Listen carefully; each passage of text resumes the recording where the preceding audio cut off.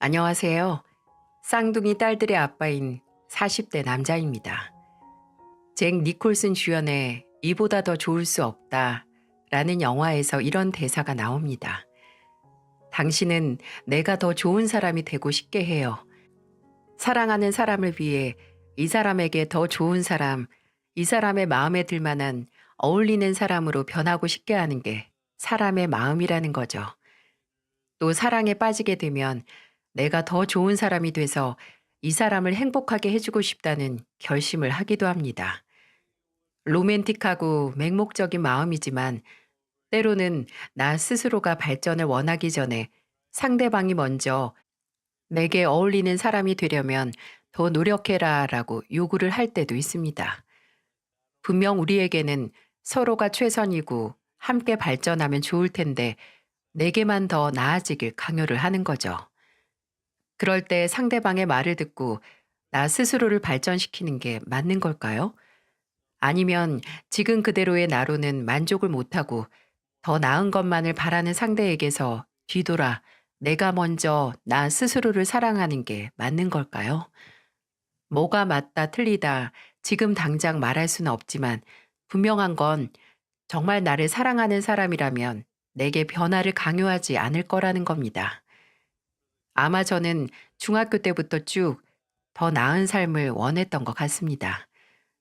저 혼자만이 아닌 가족들과 함께 지금보다 더 나은 생활을 위해 뭐든 해내야 한다는 목표가 있었어요. 그건 저희 아버지께서 사고로 팔 한쪽을 못 쓰시게 되신 후 만들어진 목표였고요. 저희 부모님께서는 두 분이서 오랫동안 시골에서 농사를 지으셨어요.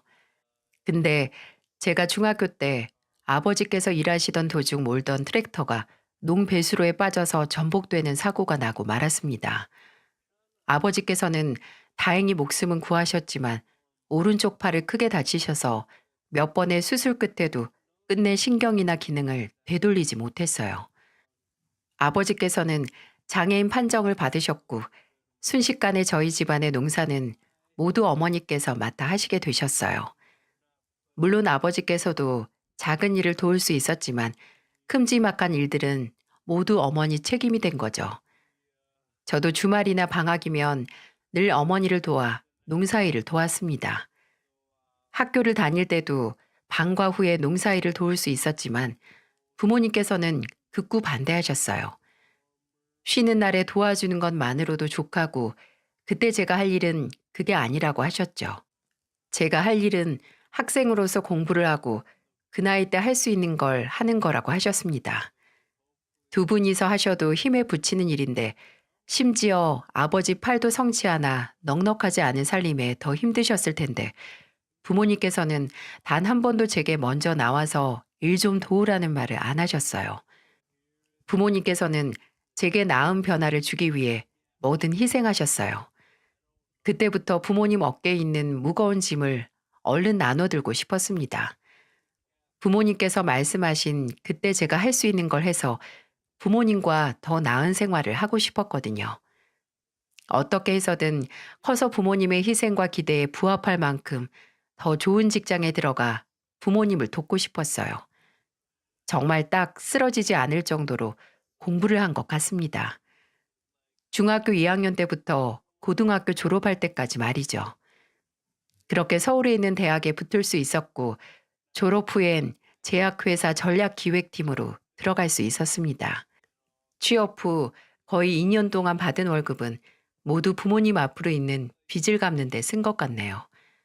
아버지께서 사고를 당하신 후 대출을 받아 병원비와 재활 치료 비용으로 많이 나갔었거든요. 그 빚을 갚기 위해 또 다른 곳에서 빚을 지고 그동안 이자가 불어나 수습도 힘들어졌었죠. 하지만 아깝지 않았습니다. 애초에 제가 취업을 하기 전 목표도 부모님의 빚을 갚고 불어나는 이자에 불안해하던 일상에서 벗어나기 위함이었으니까요. 저는 그 목표에서 힘을 얻었고 발전할 수 있었기에 받는 월급의 절반을 빚을 갚는 데 썼어도 개의치 않았습니다. 그 후에도 매달 부모님께 생활비를 보내드렸고 남은 걸로 제 생활을 하고 저축을 했네요. 그렇게 치열하게 살다 보니 어느덧 서른 중반이 되어 있더라고요. 사는 게 너무 바쁘고 눈 뜨면 아침이고 눈을 감으면 밤이라서 어느 순간 제가 제 시간을 온전히 나만을 위해서 쓴 적이 얼마 없는 것 같다는 생각이 들었어요. 그러다가 아내를 만나게 됐어요. 친구들을 통해서 만나게 된 아내는 친구와 같은 회사에 다니는 동료였고 제게 소개시켜 주게 된 거죠.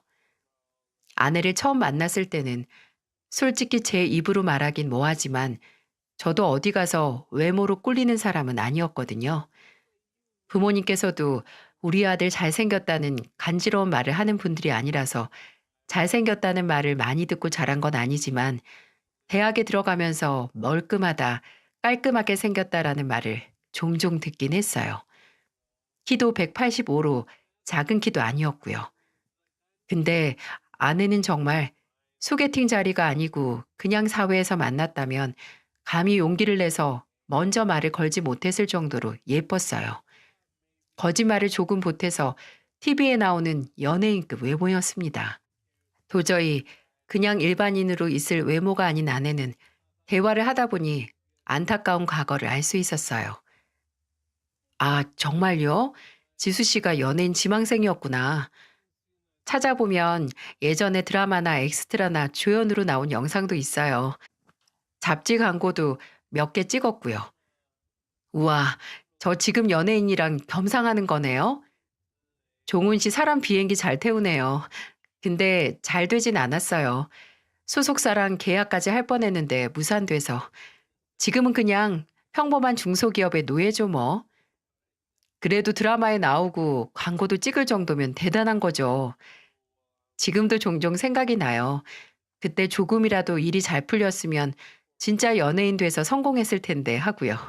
인생이 완전히 바뀔 수 있던 거잖아요. 좀 아깝기도 하고 씁쓸하기도 하고 솔직히 지금도 늦지만 않았으면 다시 시작해보고 싶기도 해요. 왜 연극판에서 오래 무명으로 지내다가 마흔 넘어서 빛을 본 배우들도 많잖아요. 서른의 아내는 예전의 영광을 볼 수도 있었던 과거를 그리워하는 것처럼 보였습니다. 만약 다시 기회가 온다면 절대로 놓치지 않을 거라는 말도 하더군요.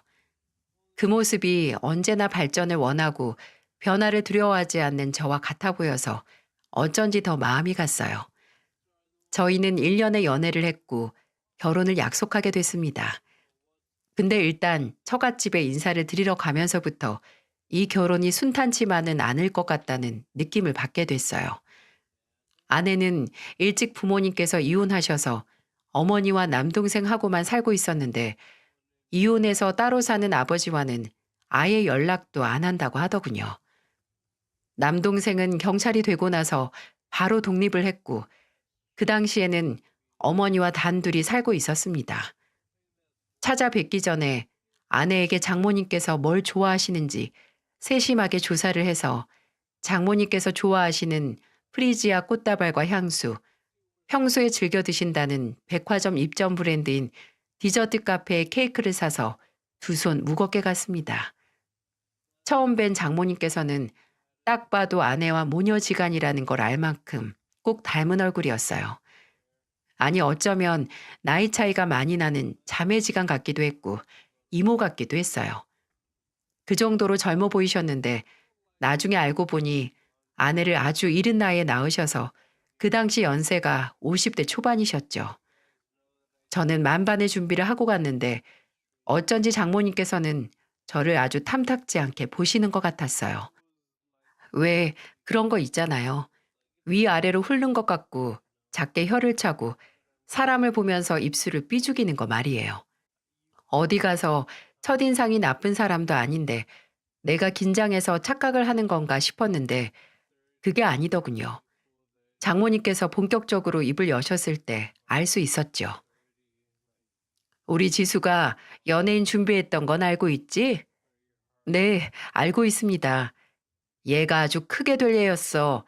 지금은 쬐깐한 중소기업에서 평범하게 돈 벌고 있지만 진짜 제대로 된 기회 하나만 있었으면 한 번에 남들 연봉 버는 그런 연예인이 됐을 거라고.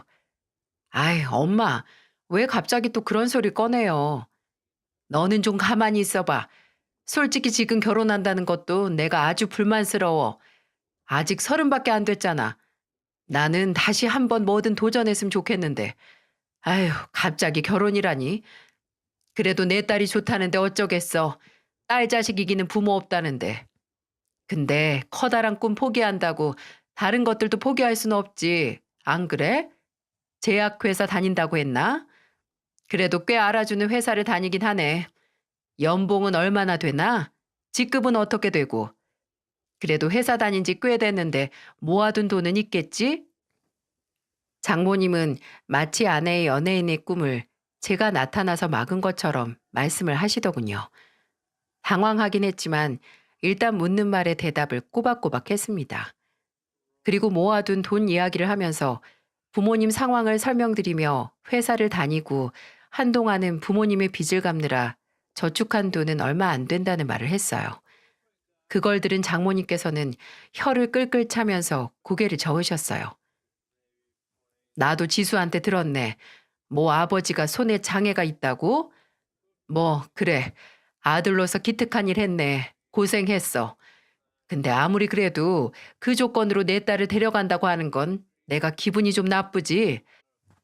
이렇게 예쁘게 낳아놓은 딸 거저 데려가려고 했어? 얘가 갖고 있는 잠재력이 얼만데. 종훈이 자네, 나중에 연예인으로 성공해서 떼부자 될 수 있는 신부감을 데려가는 거야. 그래도 내가 많은 건 안 바라네. 그냥 내 딸이 어디 가서 안 꼴리고 걱정 없이 살 집만 있으면 돼. 그러려면 서울에 아파트라도 있어야지. 안 그래? 지금까지는 뭐 부모님 때문에 돈을 못 모았다고 해도 잘 벌잖아. 내 딸 데려가려면 그 정도는 해야지.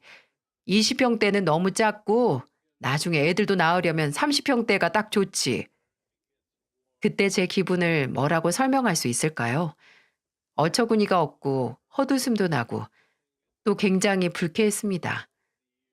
일단 처가에서도 저희 결혼에 땡전 한 푼의 지원을 못 해주시는 걸로 아는데 뭐가 저렇게 당당하신 걸까요?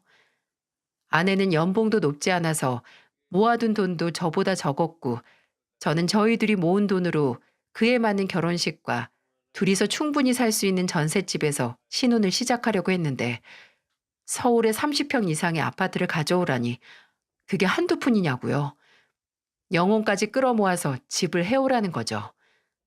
딱 봐도 네 수준의 내 딸은 과분하니까 뭐든 얹어와서 수준을 맞추라는 의도였어요. 내가 지금 장모님의 딸을 흥정해서 사오는 것도 아니고 둘이 좋아서 함께 산다는 건데 이건 아니지 싶었어요. 그래서 최대한 침착하게 말을 했습니다. 장모님, 저랑 지수 씨랑 서로 좋아서 결혼을 하기로 한 겁니다. 지수도 그렇고 물론 저도 그렇고 조건만 보고 결혼으로 무슨 신분 상승을 하거나 돈방석에 앉을 목적으로 하는 게 아니고요. 지금은 서울에 30평 이상의 아파트를 쉽게 살 정도로 모아둔 돈도 없지만 내년이면 대리급으로 승진할 가능성도 높고 그러면 연봉도 오르겠죠. 저랑 지수 씨랑 벌어서 천천히 돈 모으면 언젠가 자가 마련할 수 있을 거고요. 저는 현재 능력도 그렇고 이미 완성된 곳에서 지수와 결혼 생활을 시작할 수 없고 서로 도와가면서 만들어가는 결혼 생활을 할 예정이에요. 만일 그런 결혼 생활을 허락하실 수 없다면 이 결혼 안 하겠습니다. 뭐 연애만 하면서 장모님께서 말씀하신 조건이 충족될 때까지 결혼을 미루거나 지수 씨도 장모님과 같은 의견이라면 헤어지겠습니다. 제가 제 조건까지 속이고 억지로 꾸밀 만큼 이 결혼에 절박하지 않습니다. 제가 이리도 단호하게 나올 줄 몰랐던 건지 장모님은 눈이 땡그레져서 아무 말씀도 못 하시더라고요. 장모님은 마른 침만 삼키고 제가 묵묵하게 있는 모습을 본 아내가 사태 파악이 됐는지 장모님을 설득하기 시작했죠. 다행인지 불행인지 장모님은 본인이 졌다고 두 손 두 발 다 드셨고 저희는 결혼을 할 수 있었습니다. 지금도 간혹 그때 장모님이 저희 결혼을 끝까지 반대했다면 어떻게 됐을지 가만히 상상해 보곤 하네요. 장모님이 요구했던 서울의 30평대 이상의 아파트는 아니지만 서울에 있는 20평대 빌라 전셋집에서 신혼생활을 시작했어요. 5년 동안 돈을 바짝 모아서 대출을 끼든 뭐든 나중에 더 넓고 좋은 집을 얻자고 서로를 위로하고 응원했어요. 그리고 결혼하고 1년이 지나기 전에 감격스러운 소식이 들려왔습니다. 아내가 바로 임신을 하게 된 거죠. 그것도 쌍둥이를요. 쌍둥이라니 믿어지시나요? 기쁨이 두 배인 만큼 육아 난이도도 그렇고 돈 들어가는 것도 두 배겠지만 상관없었어요. 제가 아빠가 된다는 것과 저와 아내를 닮은 아이들을 만날 수 있다는 것만으로도 행복했거든요. 아내는 무사히 늦은 여름에 건강한 쌍둥이 딸들을 낳았고 한 번에 애들이 두 명이나 생겼기에 회사를 그만뒀어요. 겹경사라고 딸들이 태어나고 나서 처남도 고등학교 교사와 결혼을 했고요. 애들이 태어난 후에는 장모님께서 아내를 돕기 위해 집에 많이 오셨습니다. 결혼하고 처음 신혼집을 보러 오셨을 때는 현관문 앞에서부터 한숨을 쉬시면서 "에휴, 집이 좀 좁지 않니?" 라고 눈살을 찌푸리셨거든요. 마음에 안 차는 사위, 솔직히 얼굴도 별로 안 보고 싶을 텐데 그래도 손주도 보셨으니 조금은 나를 가족으로 받아들이셨나 택도 없는 희망을 품었습니다. 그럴 수밖에 없는 게 아내를 돕기 위해 집에 자주 오신 것도 있지만 오셔서 제게 괜한 시비를 거신다거나 트집을 잡지 않고 먼저 말을 거시기도 했어요.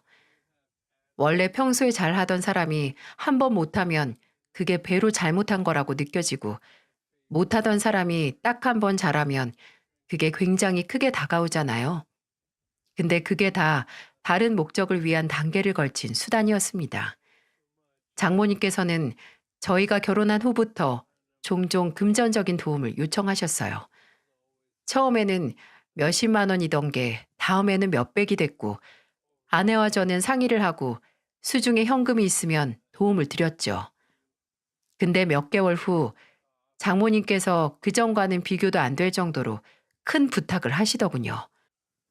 원래 평소에는 아내에게 말씀하셔서 아내가 제게 전달 후 상의를 하고 나서 돈을 보내드렸는데 이번에는 아예 제게 먼저 말씀을 꺼내셨어요.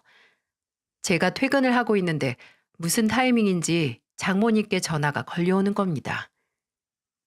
여보세요? 김서방, 나야. 지금 퇴근했지? 네?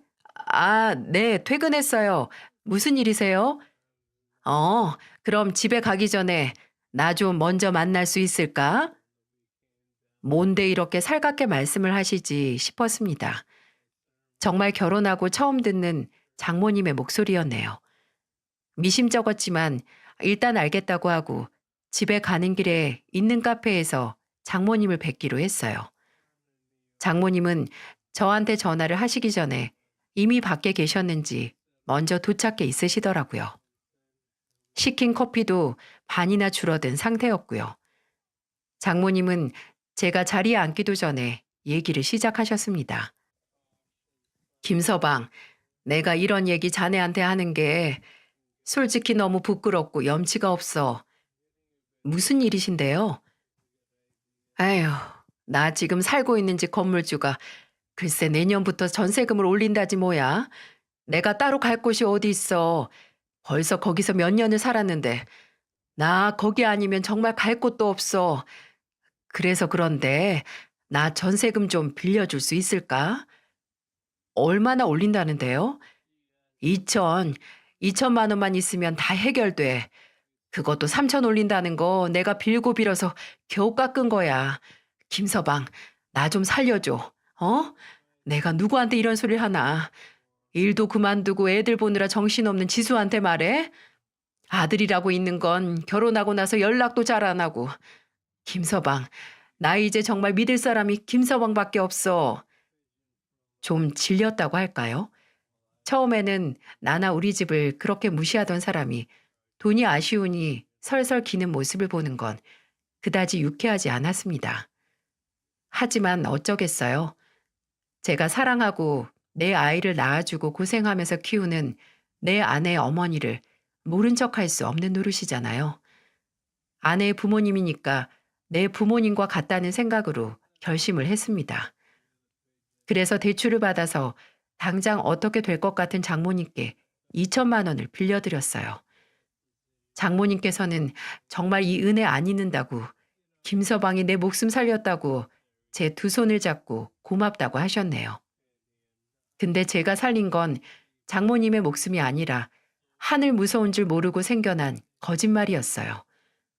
몇 달 뒤 장모님의 생신날이었죠. 장모님은 제가 대출을 받아서 돈을 빌려드린 후에 진짜 당황스러울 정도로 제게 잘해주셨어요. 명절에 가도 제대로 된 밥을 얻어먹지 못했는데 돈을 받으신 후에는 생신날 기념으로 집에 초대하실 정도였습니다. 다 같이 고기를 구워 먹자고 말이죠. 장모님께서는 소문난 육식파셨거든요. 고기를 정말 좋아하셨어요. 그때 생신이 평일이어서 아내는 미리 장모님 댁에 가 있고 저는 퇴근하고 나서 가는 걸로 했어요. 퇴근하고 나서 꽃집에서 미리 예약한 꽃다발을 사고 케이크까지 사서 장모님 댁에 도착했죠. 제가 건물 현관에 들어서는데 미처 앞을 잘 못 보고 어떤 아주머니랑 부딪혔거든요. 아이고 깜짝이야. 어머 뭘 이렇게 바리바리 들고 가요. 무슨 좋은 일 있나? 아, 저희 장모님 생신이셔서요. 아, 그랬구나. 어느 집으로 가는데? 몇 호? 나 이상한 사람 아니에요. 여기 집주인. 어느 집에서 이렇게 잘생긴 사이가 있나 궁금해서 그랬지. 아, 안녕하세요. 저희 장모님께서 503호에 사세요. 그 양반한테 이렇게 꽃다발까지 사오는 사이가 있었어. 아유, 너무 좋겠다. 아, 근데 제가 미처 인사를 못 드렸네요. 요번 연도부터 전세금 올리시는 거 저희 장모님 사정 이해해 주시고 좀 내려주셨다고 들었어요. 아, 정말 감사합니다. 어? 전세금을 올려? 내가? 네. 이번 연도부터 2천만 원 더 올리셨다고. 무슨 소리야? 작년이랑 똑같은데. 내가 무슨 악덕 건물주도 아니고 나 상도덕 없이 그렇게 돈 받아내는 그런 사람 아닌데 무슨 소리야? 그 얘기를 듣는데 제 뒤통수가 멍했습니다. 저는 해명이 필요했어요. 오르지도 않은 전세금으로 눈물까지 흘리던 사람에게 대체 그 돈을 어디에 쓴 건지 설명을 드려야 했으니까요. 그 전과는 전혀 다른 기분으로 장모님 댁의 초인종을 눌렀습니다. 장모님은 문을 열자마자 제가 들고 있는 꽃다발과 케이크를 냉큼 가져가셨어요.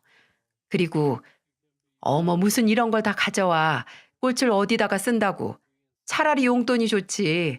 그래도 고마워 김서방 하면서 먼저 들어가시더군요. 집 안에서 아내는 먼저 고기를 굽고 있었고 애들은 방에서 자고 있는 것 같았어요. 어서 먹자는 장모님의 말을 끊고 저는 직구를 날렸습니다. 장모님, 제가 대출받아서 빌려드린 2천만 원 어디에 쓰셨어요? 어? 아니, 그게 갑자기 무슨 소리래? 그걸 몰라서 물어? 이 집 전세금 올리는데 냈지. 장모님, 제가 아무것도 들은 거 없이 묻는 게 아니니까 그냥 솔직하게 말씀해 주세요. 여보, 왜 그래? 도대체 무슨 소리를 들었는데? 그래, 김서방. 대체 어디서 무슨 소리 듣고 대뜸 돈 어디다가 썼냐고 치조야? 나 되게 기분 나쁘려고 하네. 아, 기분이 나쁘세요? 저도 안 된 마음에 대출까지 해서 2천만 원 빌려드린 게 전혀 다른 곳에 쓰인 것 같아서 굉장히 당황스럽고 기분이 나쁜데 장모님, 저 방금 여기 건물주 아주머니 마주치고 들어오는 길이에요. 그분은 전세금에 대해 전혀 아무것도 모르고 계시던데 이게 어떻게 된 걸까요? 순간적으로 저는 보았습니다. 장모님 얼굴에 스쳐 지나간 아이고 망했다 싶은 철렁한 표정을 말이죠. 제가 건물주를 만났다는 얘기를 하자마자 장모님은 조개마냥 입을 꾹 다물고 땅만 쳐다보시고 아내는 장모님께 대체 이게 어떻게 된 일이냐고 물었어요. 근데 제가 절대로 물러서지 않을 것처럼 두고 보고 있으니 장모님은 마치 구석에 몰린 쥐가 고양이를 공격하는 것처럼 갑자기 눈을 뾰족하게 뜨더니 오히려 적반하장으로 나오는 게 아니겠어요? 그래, 내가 좀 썼어. 딸 자식이나 아들 자식이나 혼자 사는 엄마한테 생활비 한 푼 안 주는데 내가 무슨 수로 살아? 그래서 내가 김서방한테 빌려서 카드값이랑 지금까지 동네 아줌마들한테 빌린 돈 갚았어. 엄마, 지성이한테 생활비 받았잖아요. 걔 결혼한 다음부터 생활비 싹 끊었어. 지 마누라 말만 듣고 이제 이 엄마는 알아서 살라 이거지. 걔가 주는 돈도 없는데 내가 무슨 돈으로 밥을 해먹고 관리비를 내? 무슨 돈으로 살아? 장모님, 근데 왜 거짓말까지 하셨어요? 내가 그냥 빌려달라고 했으면 줬을 거야? 내가 눈물 보이고 죽는 소리 하니까 빌려준 거 아니야? 지금까지 저희한테 돈 가져가셨을 때 저희가 못 도와드린다고 한 적 있어요? 없잖아요. 그거랑 이거랑 다르지. 근데 김서방 참 무섭네. 사람이 그렇게 사는 거 아니야. 가족끼리 상황이 어려우면 도울 수 있고 설명을 못했을 때는 거짓말도 할 수 있는 거지. 그걸 그렇게 못 잡아먹어서 안달난 사람처럼 장모를 말이야. 이렇게 취조하듯이 쪼아? 자네 솔직하게 말해봐. 내가 예전에 결혼 반대했다고 지금 건수 잡아서 복수하는 거지? 어처구니가 없었습니다. 호의를 베풀고 돈을 써도 이런 취급을 받다니. 거짓말해서 미안하다. 그때는 사정이 어쩔 수 없었다. 창피해서 말 못했다라고 사과를 했으면 그냥 넘어갔을 거예요. 근데 아예 배째라는 식으로 나오니 피가 차게 식더군요. 끝까지 거짓말했던 거 사과를 안 하시네요. 그렇게 미안하다 한마디 못할 정도로 자존심 세신 분이 왜 그렇게 무시하던 사위한테 거짓말까지 해가면서 손을 벌리세요? 돈 벌어서 갚으세요. 그게 진짜 자존심이죠. 여기저기 돈 빌리고 다니는 것보다는. 그리고 장모님, 아직 50대시잖아요. 요즘 50대가 한창인 나이라는 거 아시죠? 나가서 보세요.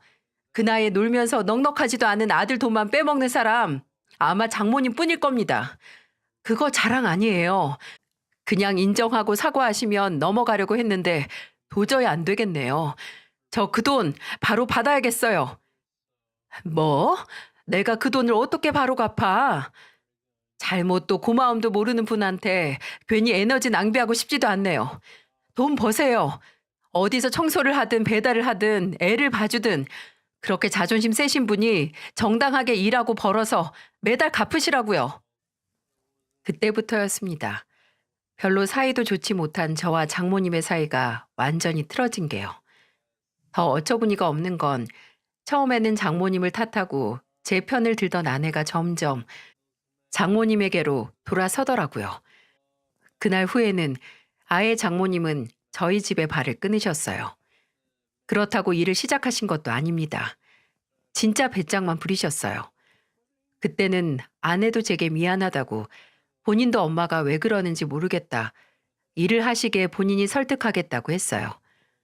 그런데 몇 달이 지나자 아내 입에서 이런 소리가 튀어나오는 게 아니겠어요? 당신이랑 엄마랑 싸우고 나서 진짜 피해보는 게 나인 거 알아? 엄마가 집에 안 오시니까 나 혼자 나라랑 희라 보느라 죽어나잖아. 맞는 말이긴 하죠. 그 싸움 때문에 장모님이 집에 안 오시니 받던 도움을 못 받던 아내는 불편하겠죠. 그래서 제가 그럼 생활비를 좀 줄여서라도 시터를 쓰는 게 어떻겠냐고 하니까 생활비를 줄일 수는 없대요. 그러면 제가 저희 어머니께 부탁한다고 하니 그건 불편해서 싫대요. 시어머니랑 하루 종일 있는 게 힘들다고 방안을 말해줘도 이것도 싫다 저것도 싫다. 그럼 아예 애들을 데리고 장모님 댁에 가라고 했습니다. 장모님께서 우리 집에 오시기 싫어하시니 당신이 가라고 했어요. 아내는 제 말을 듣자마자 냉큼 아침에 장모님 댁에 가서 저녁이 되면 돌아왔어요. 근데 그렇게 장모님 댁에 가더니 무슨 소리를 들었는지 갑자기 저녁에 밥을 먹다가 넌지시 제게 이런 말을 하더군요. 당신이 엄마한테 먼저 사과하면 안 돼? 엄마가 잘못한 거긴 한데 솔직히 그때 당신이 너무하긴 했어. 내가? 내가 너무했다고? 생각해봐. 엄마가 그래도 어른인데 사위가 돈 어디다가 썼냐고 무슨 빚쟁이 마냥 취조하면 기분 좋겠어? 우리 엄마가 잘했다는 건 아닌데 당신이 좀 말이나 말투가 심했다 이거지. 나는 먼저 사과할 일 없어. 돈도 안 갚고 있고 갚을 생각도 없는 사람한테 내가 대체 왜? 그리고 애초에 먼저 거짓말 안 했으면 이런 일도 없었고 먼저 사과를 받아야 하는 건 나야. 당신 엄마가 아니라. 제가 단호하게 못을 박아도 아내는 포기를 하지 않았습니다. 하루는 또 딸들 보면서 우는 소리를 하는 겁니다. 매번 장모님 댁에 가는 것도 일이라고 너무 힘들다고 차를 사달라고 하는 거예요. 그럼 내 차 써. 내가 지하철 타고 다니면 되니까. 세단은 애들 데리고 다니기 힘들어.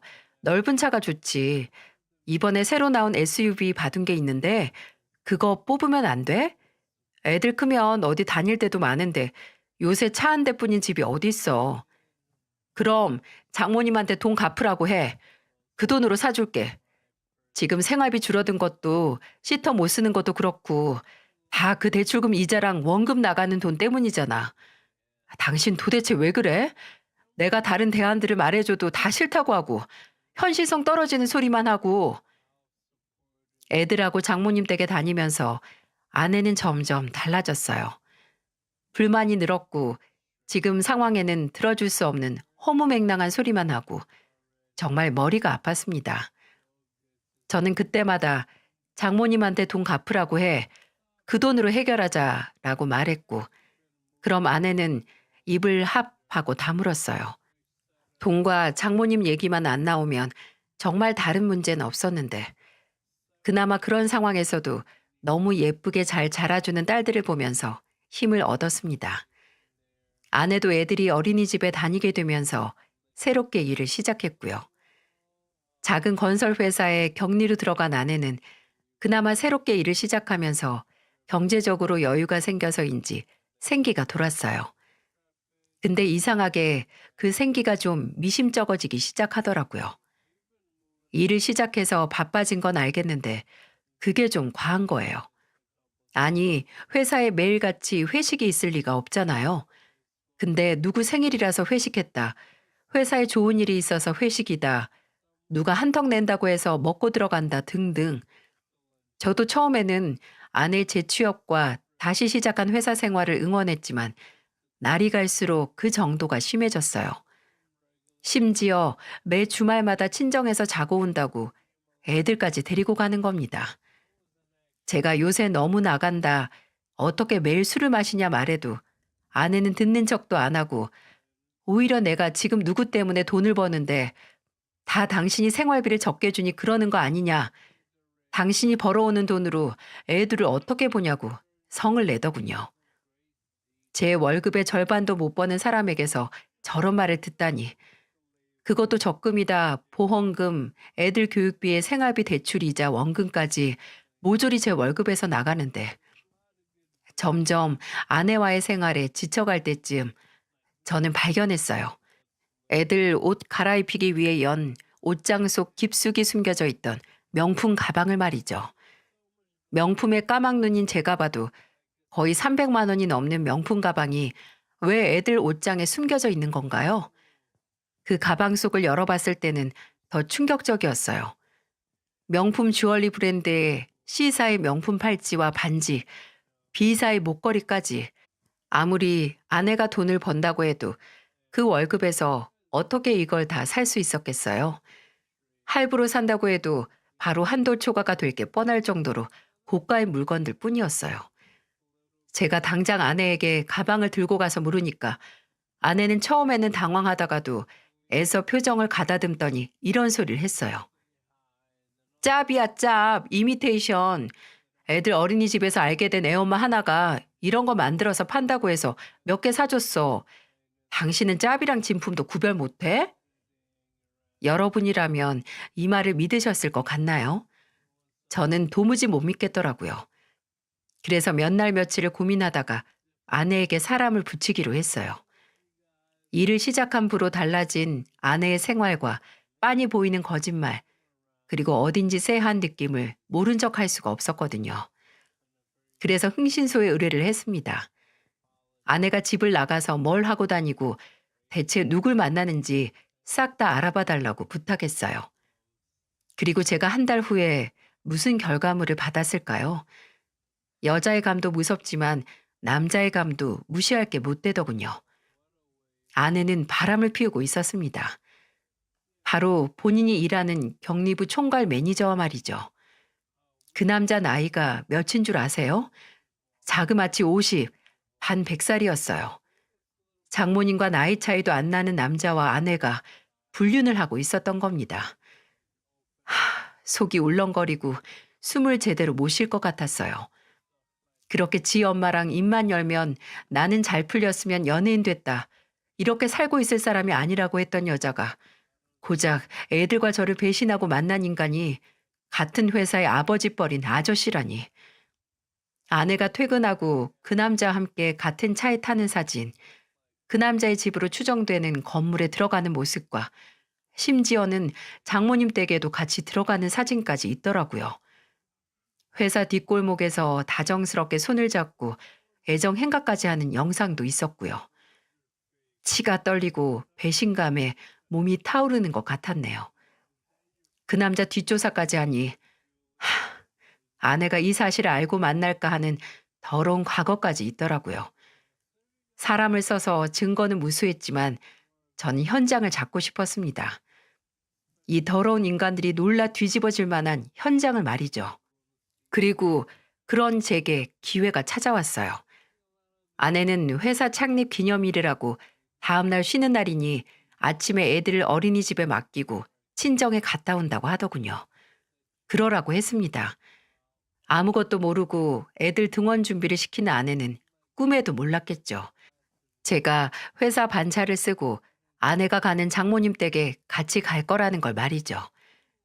회사 창립 기념일이라고 쉰다는데 아내가 쉬면 당연히 그 아저씨도 쉬는 거겠죠.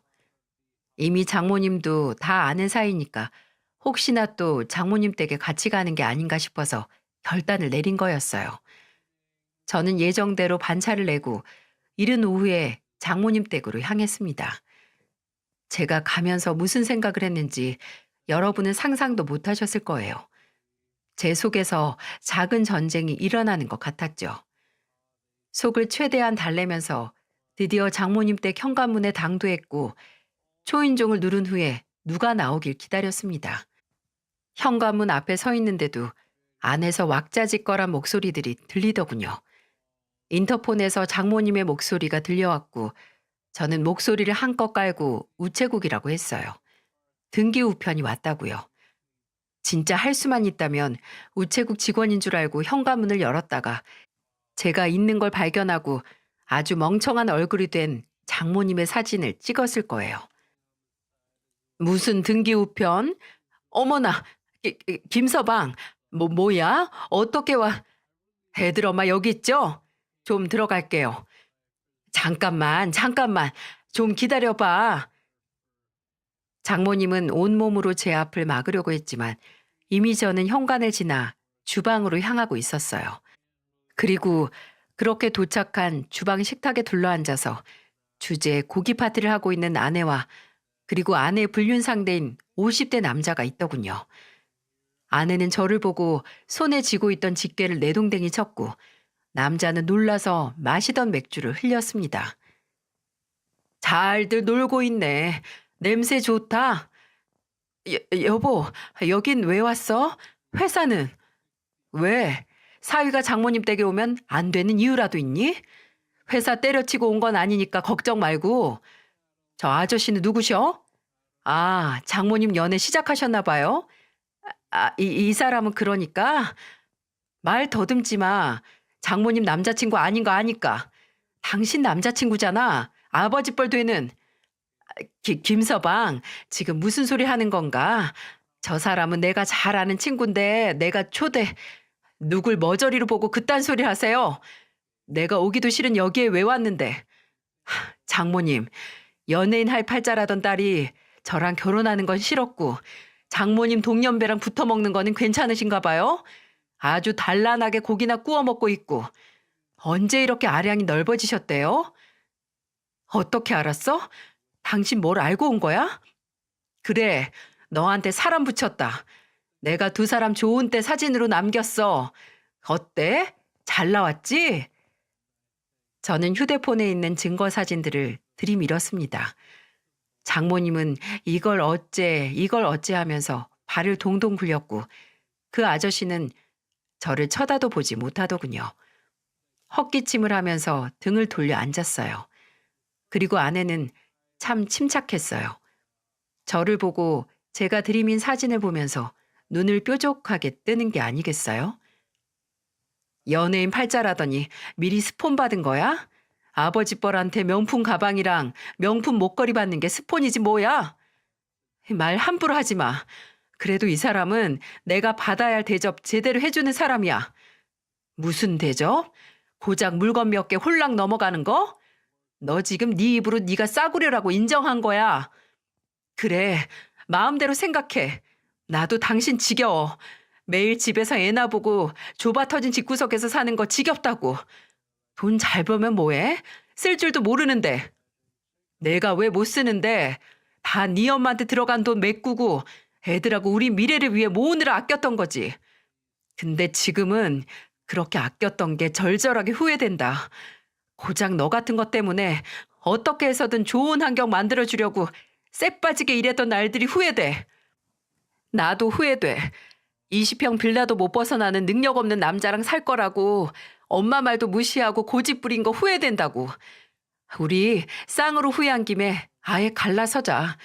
당신도 이 꼴 보고 나랑 살고 싶지 않잖아. 이혼해. 나 이제 애들하고 당신을 위해서 희생하면서 살지 않을 거야. 내가 살고 싶은 대로 살게 해주는 남자랑 살 거라고. 아, 그래. 그래, 좋아. 애들이 당신 같은 엄마 손에 안 자라는 거야 잘 된 일이지. 근데 네가 하고 싶은 대로 살게 해준 남자가 이혼만 2번 한 인간인 거 알고 하는 소리야? 뭐? 괜히 헛소리 하지 마. 원덕 씨, 이혼 1번밖에. 내가 그래도 같이 애까지 낳았던 사이라서 말해주는 거야. 지금 당신 옆에 있는 그 인간 이혼만 2번 했고 애가 셋이야. 하나는 첫째가 대학생이라더라.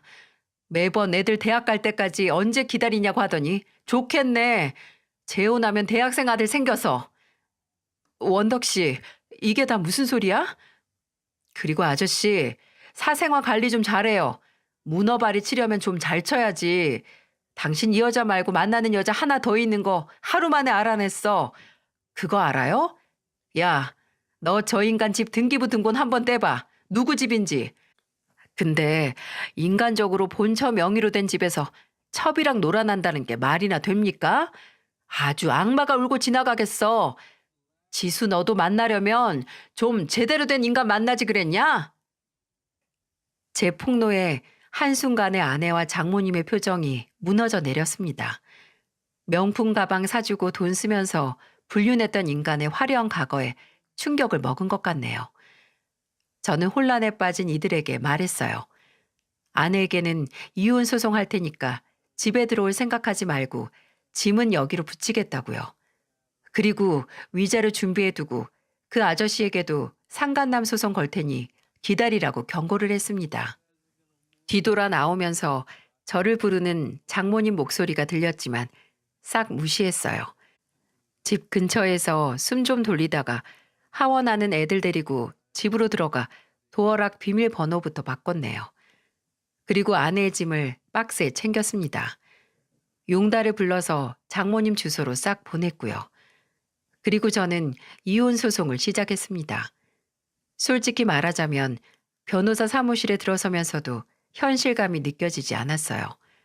뭔가 몽롱했습니다.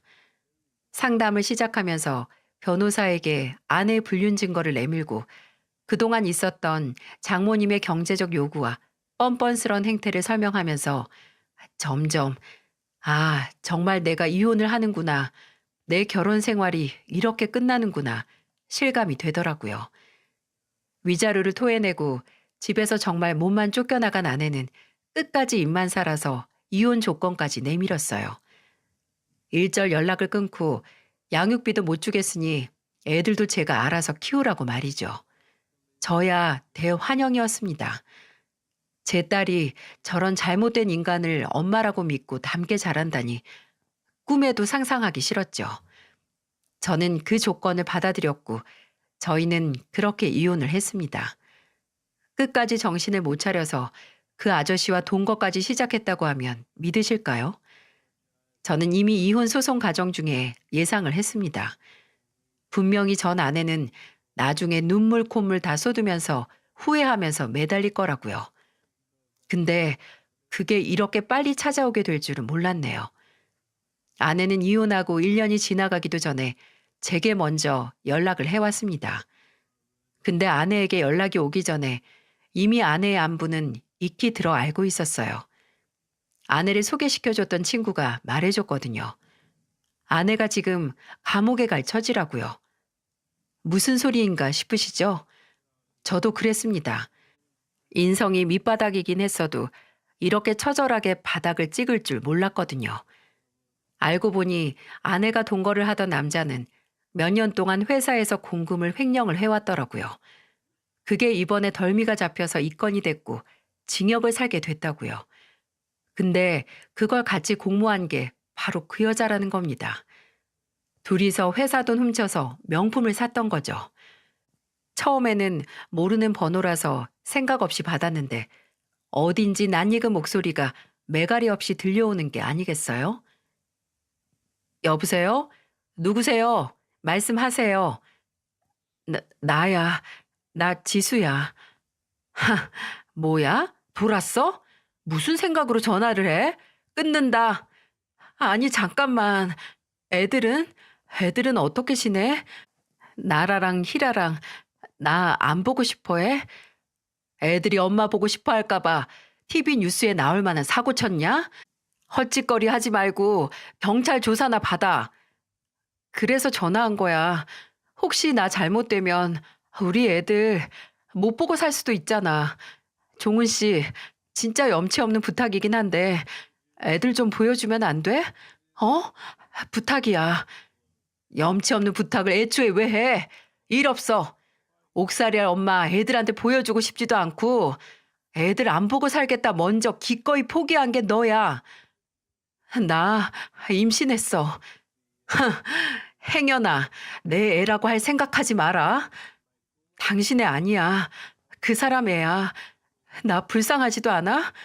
임신했는데 아기 아빠는 감옥 갔고 이제 나까지 조사받게 됐는데 제발 나 불쌍하게 봐서라도 애들 얼굴 한번 보여줘. 잡혀갈 생각하니까 이제야 없던 모성애가 눈을 뜬 거야? 너 안 불쌍해. 네가 어떤 인간인 줄 모르고 몇 년 동안 부부로 묶여서 같이 산 내가 불쌍하고 너 같은 걸 엄마라고 둔 내 딸들이 불쌍하다. 더 이상 연락하지 말고 조금이라도 사람 노릇하고 싶으면 지은 죄값 받아. 더 이상 내 딸들 창피하게 만들지 말고 끊는다. 이 통화를 끝으로 전 아내의 소식은 완전히 끊겼어요. 제가 연락처를 모조리 차단하기도 했고 모르는 전화번호를 아예 안 받기도 했지만은요. 장모님 번호로 추정되는 번호로 몇 번 부재중 통화가 찍혀 있었고 종종 집 앞에 출처모를 쪽지가 남아있긴 했지만 싹 다 무시했어요. 더 이상 저와 제 딸들의 인생에 추잡스러운 인간들이 껴들지 않게 해야죠.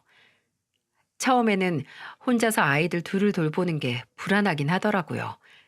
실수도 있었고 능숙하지도 못했지만 그래도 아빠가 만들어주는 밥이 제일 맛있다고 해주고 엉성하게 묶인 머리도 예쁘다고 박수를 치는 딸들을 보고 단 한 번도 제 선택을 후회하지 않았답니다.